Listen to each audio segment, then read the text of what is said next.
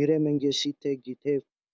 Unë jam Fabio Lo Serbo dhe kjo është një episod i ri i podcastit e drejta e imigracionit. Sot analizojmë një çështje me rëndësi të veçantë që lidhet me heqjen e ligjes së qëndrimit afatgjatë të një shteti shqiptar.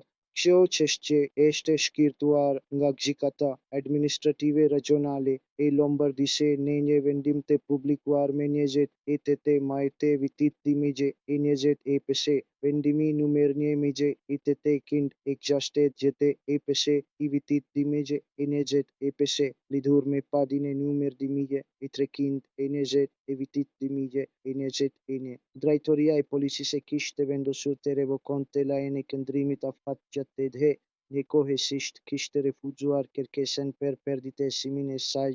Sipas mbrojtjes së aplikantit, masa ishte marrë në mënyrë automatike vetëm mbi bazën e një dënimi penal të mëparshëm pa një vlerësim real të rrezikshmërisë së setit shoqërore dhe pa marrë parasysh lidhjet familjare që ai kishte në Itali. Gjykata, megjithatë, nuk e pranoi këtë argument.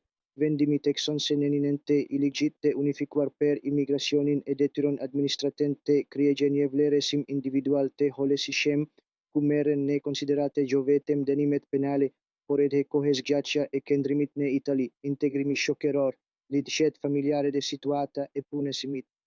Gjykata kushtetuese dhe Gjykata e Drejtësisë së Bashkimit Evropian kanë përsëritur disa herë se vendimet automatik nuk lejohen.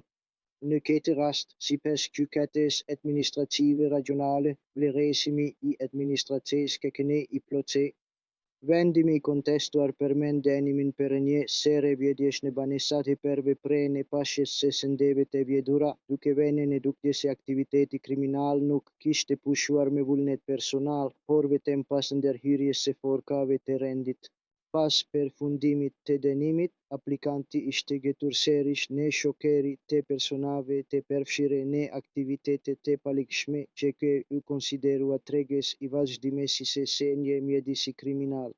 Drejtoria e Policisë pranoi se aplikanti kishte lidhje familjare në Itali, por çmoi se këto elemente nuk ishin të mjaftueshme për të kapërcyer vlerësimin për rrezikshmëri shoqërore.